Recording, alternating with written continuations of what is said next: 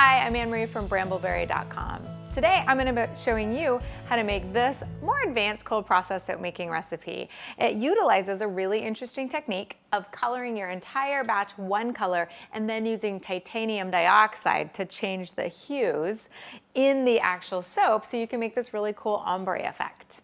If you haven't made soap before, this is not the one to start on, so stop and look back to the first 4 cold process videos on this channel. They really are back there, and that will teach you how to make soap from scratch with all the safety techniques and talking about trace and fragrances and colors and all the basics, because really this is definitely a more advanced recipe.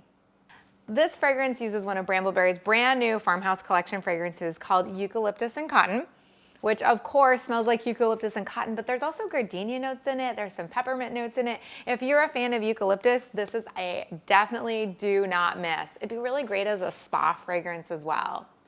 We're also utilizing some jasmine flowers, some Himalayan pink sea salt on the top to make these details really stand out. One thing to know is we are going to split this recipe into 4 containers, so it's really nice to have those on hand. Setup is so important. So I have everything laid out. My colorants are already dispersed, and I've gone ahead and measured out my dry ingredients as well. In this case, I'm going to be using just a little bit of sea clay, which is fun because it adds just a tiny little bit of texture to the soap, though it doesn't really impart a whole lot of color. And of course, I'm suiting up for safety now. So that means kids and pets are gone. I'm gonna be wearing my gloves, gonna be wearing my goggles. I'm obviously wearing long sleeves, long pants, and have closed-toed shoes on. And I'm in a well-ventilated area, so those live fumes don't really bother me or get to me at all. I'm gonna move this out of the way just to prepare my space. And let's go ahead and get started. The first thing I'm going to do is I'm going to stick blend my powders into the oil. So again, this is sea clay and a little bit of titanium dioxide. The reason I'm doing the titanium dioxide is to overcome the natural yellowness of the oil so I can really get a true green.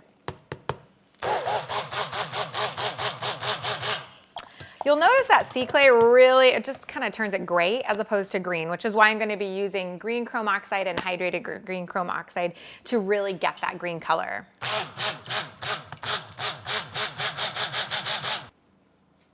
So with this, I'm gonna just go ahead and add my colorants directly to my oils because I know exactly how much I need for this entire recipe. And that way, just to get rid of any clumps that might be in there. Oftentimes I'll end up adding my colorants to kind of the full batch after the trace has been hit, so that way I get a really even color. But in this case, I've done all the measurements ahead of time, so I know exactly how much I need. And now I'm gonna add my lye water, which has sodium lactate added in it already. The sodium lactate just helps the soap release from the mold just a little bit more easier. Makes the bar a little harder, makes it a little shinier.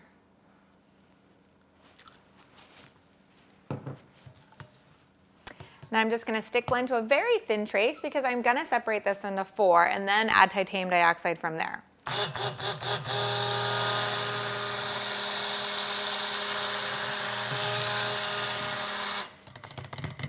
And this, interestingly enough, it looks like it's at a thin trace. I can tell by the graininess, though, that if I poured right now, that the entire batch would sort of separate and split on me. But since we are going to be mixing more and more and more, I'm not too worried about that right now. So now I'm just going to kind of eyeball this. It's about 350 milliliters that I need because I'm going to separate this out pretty evenly. And I can really see my traces breaking now. So such an interesting thing about making soap.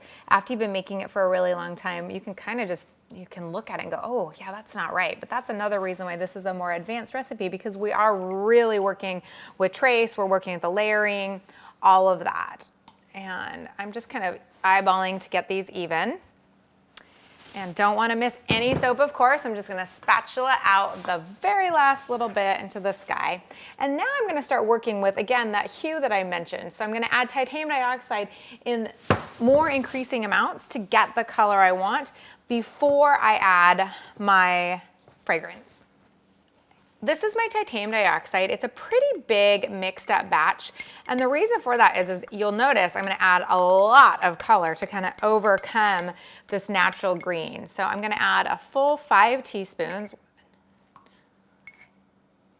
And I'm kind of getting from the bottom, even though I've already mixed this up a little bit. The titanium dioxide is so heavy, it falls out of suspension pretty easily. And then this one just gets 2. And then, so we're gonna have lightest, lighter, normal colored, and then I'm just gonna add just a little more touch of green to this one. So just about a 1/4 teaspoon of that green chrome oxide. And now I'm going to hand whisk before I add my fragrances. I'm gonna go from lightest to darkest. And I can see my trace is starting to come back, which is nice. And as long as I don't go too much stirring, I'm gonna be able to give these a really quick stick blend, which will be good to get those colors fully mixed in. And I'm noticing there's a nice subtle difference between my colors here and here and here. I might want a little bit more white in this first one, we'll see. Stick blending really did help that white come out. That's nice.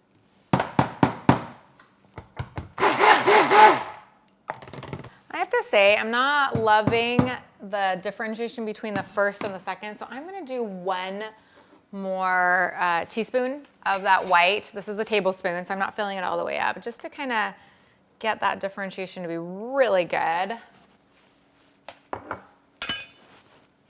And then stick blending that in. Whee! And that's gonna go on the very top. So that one being a pretty thick trace is definitely going to help with the texture on the top. So I'm just gonna add these to my individual containers. This fragrance, it accelerates trace just like a teensy little bit. It's not bad at all. So I can do it right now. If this fragrance was going to accelerate trace in kind of a more aggressive way, I would actually be adding the fragrance to each individual layer before I poured it. But in this case, it'll sit. And remember, we're going for kind of that textured look for each layer. So having this be a little thicker trace is great. So now I'm gonna take my Brambleberry 10-inch silicone loaf mold, which I love because it releases so easily. I'm gonna have it right here. And now I'm gonna stick blend this first layer, well, pretty substantially more, and get it just to a really nice, thick consistency. So that way it'll actually accept kind of peaks and valleys for the layers.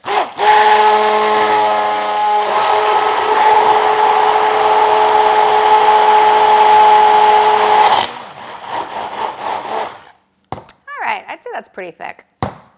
This is like a really yummy pudding that you used to have when you were a kid in terms of consistency. It's definitely one of those nicer thick consistencies. And I'm just gonna pour into the bottom. And I'm gonna get all this out with a spatula because we wanna make sure that the mold is full to heaping and overflowing. And this has about an 8% water discount, which also is helping how kind of thick this gets, because remember, we want our layers to be able to suspend, and we want the layers to also be able to hold those kind of peaks and valleys. So right now, this is perfect. I'm just gonna grab a spoon, do some manipulations, and then get to the next one. Because remember, we don't want this to look like it is a perfect layer. That's not what we're going for with this ombre. So I'm just deliberately making it a little messy. Okay, now it's time for the next one. And remember, we have our fragrance in, and I'm just gonna stick blend just a little bit to get it nice and thick. Again, I want it to suspend that next layer, and I also want it to hold its peaks.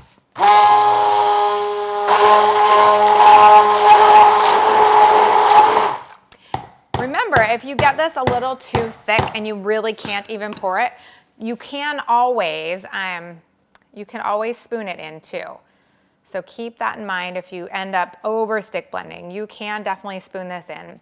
A long time ago, I did a project, I think I called it Camo Soap Project, and it was just all spooned in, which really created some beautiful textures and really an interesting look because it was so thick and I had just globbed the soap in. And now I'm just gonna do the same thing and just kind of manipulate this to That way, first of all, I want it to cover all the way over. So I'm just gonna make sure it's getting fully into all the crevices. And then I'm just gonna manipulate just so we don't look totally intentional with those lines, because since they're not perfectly flat lines, we want it to be super obvious that this is a design element we did on purpose. This is getting pretty thick now. This is actually a thick trace now on its own.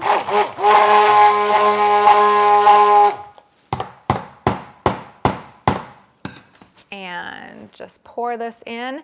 And you'll notice I'm kind of gently wiggling it from side to side. The reason I'm doing that is it helps keep the soap more fluid, which makes it more easy to pour. If I was just gonna try and glop this in, what ends up happening is it kind of comes out in one kind of giant, almost, well, chunk or flow, as opposed to kind of getting into all the crevices on the next layer. So kind of going side to side like this really does help keep everything more free flowing. Now a little bit of just, and again, we're trying to really make sure that we have all of the soap covered and that this looks different enough. So it's very clear that we did not go for perfectly straight ombre lines, which is a whole nother look. We've done some beautiful ones like that. Now this is, I don't want to say soap on a stick, but this is definitely soap on a stick because it has so much titanium dioxide in it. And the titanium dioxide acts a lot like, well, a clay. It almost absorbs all the excess liquid. And so with this, even if I pour from side to side and try and keep it more fluid, it's still gonna struggle a little bit to glop out. So I'm just gonna try really hard to get some decent coverage. And then I'm gonna use my spoon to get the full thing covered here, just to make sure that we end up really having even coverage over the whole loaf of soap. And so I'll take my spoon, manipulate this a little bit. That way it gets into every single crevice. It's a total personal preference, but I do want this to have some texture on top. So I'm just gonna go back and forth, and I don't like how my sides are building up as much, so I'm just gonna work on that just a little bit. But I do want this to have some movement and some texture in the middle. And then I'm gonna add some salt down the middle and some jasmine flowers, which will give it a really nice look and add some difference and some interest. So our Himalayan pink sea salt just kind of goes down the middle. And again, this is a total design element concept. Like if you are like, you know, not that into the Himalayan pink sea salt, choose poppy seeds or anything you want. This is really just to provide interest and a really cool design flair. And I think that the pink contrasts beautifully with this kind of lime sherbet green. And now I'm going to take some of the brambleberry jasmine flowers and I'm just going to kind of put them to either side of our Himalayan pink sea salt and make almost a little happy trough of jasmine flowers. I'm going to kind of just push them into the soap so that way they stick in there, obviously, because if I don't push them in, what ends up happening with them is they just fall off at the when they're in transit. Now, granted, the first time you use these in the shower, yeah, they are going to come off, but boy, they're sure pretty right now. And if you're giving this soap away or selling it, first impressions really do count. Like if you're selling this, how do you get someone to pick the soap up to smell it?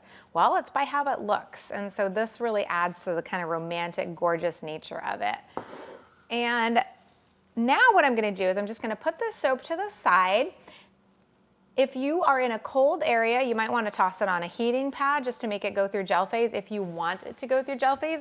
I personally don't want this one to go through gel phase because I love that kind of opaque look it has because of all that titanium dioxide. So it's just a matter of spraying the top with 99% rubbing alcohol and then go ahead and let it sit for about 3 to 5 days before releasing it from the mold. So I made this soap earlier and this is about 5 days old. And the key for when you are using these kind of toppings is to push the soap out gently. And when you are cutting it, do not cut top down, because what happens if you cut top down is that all these little bits of flowers and salt drag, leaving drag marks down your soap. And so if you're using a wire cutter that, you know, cuts so many of the bars at once, you're gonna wanna cut down sideways. And so in this case, I'm just gonna cut by hand using a non-serrated knife. And that way, some of the toppings come off, but they don't drag all the way down. And so you can see that the work we did to really get some of those peaks and valleys worked out beautifully. I see gel phase just started a little bit right there, which means in the middle it's gonna have even more gel phase. I still think that this turned out beautifully, even with that partial gel phase. But something to keep in mind is if I got a partial gel phase, you might end up getting a partial gel phase. And if you don't want gel phase because you really want this to have that kind of creamy look that the titanium dioxide gives it, just pop this in the fridge for like half an hour after you make it, and that'll stop any sort of gel phase. All the titanium dioxide in there does give this a much more kind of crackled look with the gel phase, which is definitely a look. There's nothing wrong with it at all. It's just an aesthetic thing. So I'm gonna finish cutting these and then I'll let them sit for about 3 to 5 weeks before using them, giving them away, or selling them. And smells so good. That eucalyptus and that cotton really come through, and the white notes support everything beautifully. If you like this video, please give it a thumbs up below. Subscribe to our channel so every single time we come out with a new video, you're notified right away. And when you make this creation, with whatever spin you put on it, please hashtag it BrambleOn so we can see what you're making, we can get inspired, we can see how you're using our products, and then you can inspire an entire generation of soapers and makers right alongside you. Until next time, happy soaping.